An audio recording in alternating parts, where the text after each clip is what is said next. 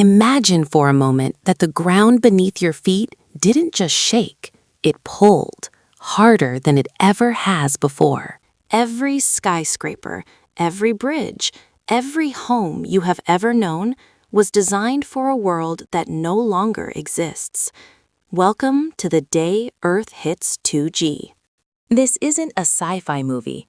This is a cold, hard look at the engineering reality of our civilization. Our entire world is built on a single, unwavering number, 9.8 meters per second squared.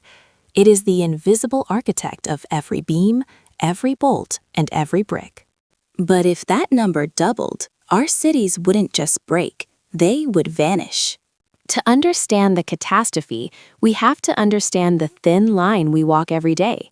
When an engineer designs a building, they aren't building it to be strong. They are building it to survive a specific set of forces. We call this the factor of safety.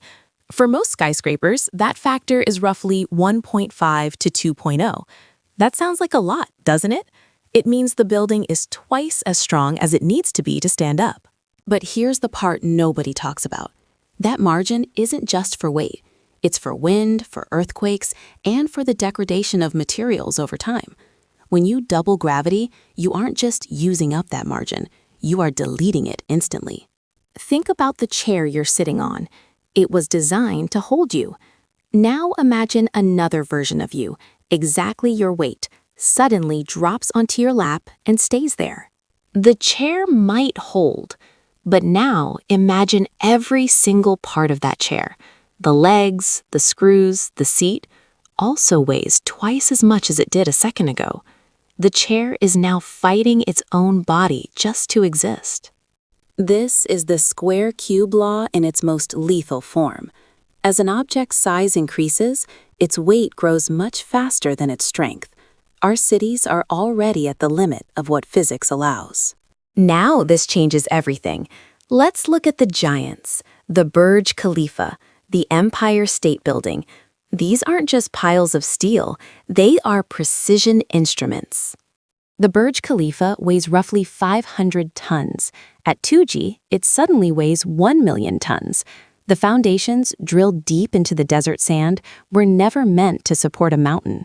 Within the first few seconds of the shift, the internal steel skeletons of these buildings would begin to scream. Not a metaphoric scream, a literal, ear-piercing screech of molecular bonds snapping. The concrete on the lower floors, which is incredible at resisting compression, would reach its ultimate limit. It wouldn't just crack, it would spall. It would explode outward like a grenade, as the weight of 160 floors above it transforms from a load into a hydraulic press. But here's where it gets worse. It's not just the vertical weight, it's the stability. Buildings are designed to sway. In a 1G world, that sway is a controlled dance. In a 2G world, the P-delta effect takes over. Because the building is now twice as heavy, any slight lean creates a massive, unstoppable force pulling it further toward the ground. The moment a skyscraper leans just a few inches, gravity isn't just a force anymore, it's a predator. You might think, well, I'll just stay in my house. It's smaller, it's safer. You'd be wrong. Your home is likely held together by wooden frames or light masonry. In 2G, your roof now weighs as much as a fleet of cars. The nails holding your rafters together are being sheared by forces they were never meant to handle. But the real danger isn't above you, it's beneath you. Our cities sit on a complex web of infrastructure, water mains, gas lines, and sewage pipes. Most of these are buried in soil that we've carefully compacted. But soil is a strange material. Under double gravity, the pressure within the earth skyrockets. This can lead to soil liquefaction on a global scale. The ground would effectively turn to quicksand. Foundations would tilt. Roads would split as the earth beneath them shifts under its own newly found weight. And then there's the water. Our water systems rely on gravity and pressure. If gravity doubles, the pressure in every pipe in the city doubles instantly. Faucets would blow out of sinks. Water heaters would turn into shrapnel bombs. The very lifeblood of the city would become a series of high-pressure jets cutting through walls and floors. This is the part nobody talks about, the biological cost. You wouldn't just be watching the buildings fall, you would be struggling to breathe. Your heart, a pump designed for 1G, now has to work twice as hard to push blood to your brain. Within minutes, most people would black out. You would be a prisoner in a collapsing cage, unable to even lift your arms to shield your head. But why don't we build for this? Why is our safety margin so slim? The answer is economics. To build a skyscraper that could survive 2G, you would need so much steel and concrete that the building would have no room left for people. The columns would be so thick, there would be no office space. We have optimized our world for the 1G reality because anything else is a waste of money. We are living in a house of cards, and we've bet everything on the fact that the wind won't blow too hard and the earth won't pull too much. If we look at the power plays of the modern era, we see nations racing to build taller, thinner, and more efficient structures. We are pushing the limits of materials like ultra-high performance concrete and carbon fiber.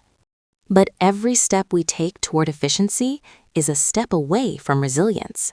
We are trading our safety margins for prestige and profit. In a way, our cities are a testament to our arrogance, a belief that the fundamental constants of the universe will always be kind to us. Imagine the aftermath. There would be no rescue. Helicopters couldn't fly. Their engines wouldn't produce enough lift to carry their own doubled weight. Rescue workers couldn't walk. The survivors would be trapped in the ruins of a civilization that literally crushed itself.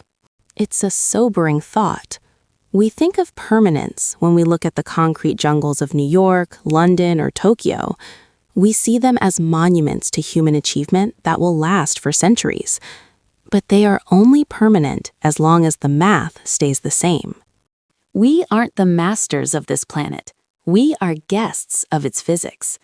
Every bolt in every bridge is a prayer that the laws of the universe don't change their mind. So the next time you look up at a skyscraper, don't just see the glass and the light.